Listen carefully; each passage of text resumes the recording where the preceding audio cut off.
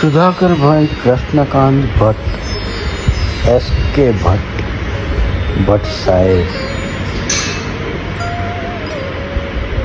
મોટા ભાઈ ભી, અમે એમને અને ખાસ જનકભાઈ એમને ભી કહીને બોલાવે. ઘરના સૌથી મોટા દીકરા. જુદા જુદા શહેરોમાં સરકારી નોકરીને કારણે બદલી થતી રહી અને લગભગ ગુજરાતના ઘણા ખરા શહેરોમાં તેમણે પોતાની સેવા આપી, જેમાં વિરમગામ, ગોંડલ, ભુજ, છોટાઉદેપુર, ભાવનગર, આમ બધા સ્થળોએ નોકરી દરમિયાન સરસ મજાનો એક માહોલ ઊભો કરીને અદ્ભુત રીતે જીવન જીવ્યા. જ્યાં જ્યાંથી પસાર થયા ત્યાં તેમની સુવાસ મૂકતા ગયા.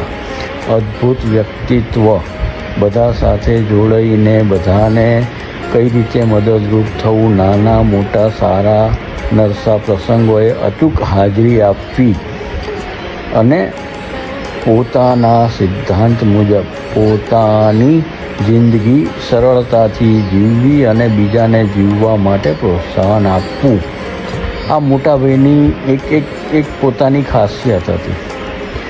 મોટાભાઈની વાત કરીએ તો એ અમારા ઘરમાં સૌથી વડીલ અને હું તો બહુ નાનો, એટલે અમે જ્યાં જ્યાં રહ્યા સાથે, ભાવનગરમાં રહ્યા તો ભાવનગરમાં પણ એમનું એક સરસ મજાનું વર્તુળ જે આજે પણ બધા એકદમ આત્મીયતાથી અને એક કુટુંબની રીતે જોડાયેલું છે.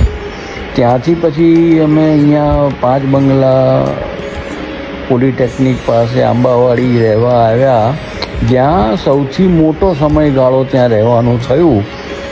અને એ સમયગાળા દરમિયાન તો ત્યાં લગભગ 60 કુટુંબો, એટલે 5 બંગલા એટલે એક બંગલામાં 12 ફ્લેટ એટલે 60 એટલે 60 કુટુંબનું એક કુટુંબ, જેમાં મોટાભાઈ વડીલ અને તેમની ઉંમરના બધા જ મિત્રો તેમના, અને મોટાભાઈની વાતો, મોટાભાઈએ કહેલી સલાહ શિખામણ એ આજે પણ બધા યાદ કરે કે સુધાકરભાઈની વાતો આજે પણ યાદ રાખીએ છીએ અને એ મુજબ જીવન જીવવાની બહુ મજા આવે છે. આ સુધાકરભાઈની, મોટાભાઈની એક ખાસ ખાસિયત હતી. એ જ્યાં જાય ત્યાં બધાને પોતાના કરી લેતા. અચાનક અમારી વચ્ચેથી વિદાય લીધી, પણ એ મૃત્યુને વધાવી લેવું પડે તેવું હતું. તેમણે જતાં જતાં પણ બધાને હાથ જોડીને ઘરના કુટુંબીજનોને કહ્યું કે બધા આનંદથી રહેજો, હવે કદાચ નહીં મળાય. આટલી તો સજાગતા એમની જતી વખતે હતી. પ્રભુની વાત કંઈક અલગ છે. આ બે જન્મ ને મૃત્યુ આપણા હાથમાં નથી, ખાલીપો જિંદગીભર રહે.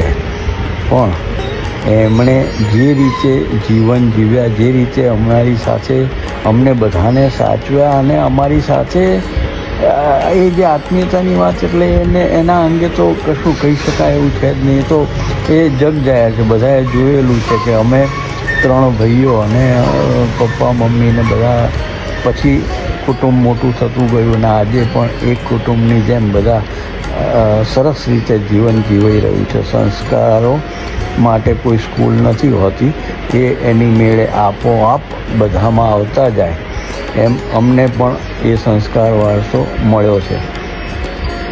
સુધાકરભાઈએ એમના કોલેજ કાળ દરમિયાન ઘણા નાટકો કર્યા.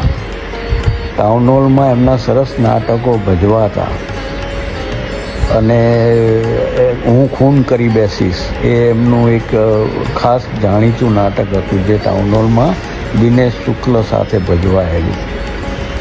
દિનેશ શુક્લ સાથે જોડાયેલા અને એમણે નાટકની કારકિર્દીમાં પણ ઘણું આગળ પડતું પોતાનું પ્રદાન રહેલું. પણ પછી ભણવાના સમયે પપ્પાને એમના કહેવાથી એ નાટકની દુનિયાને છોડી દીધી.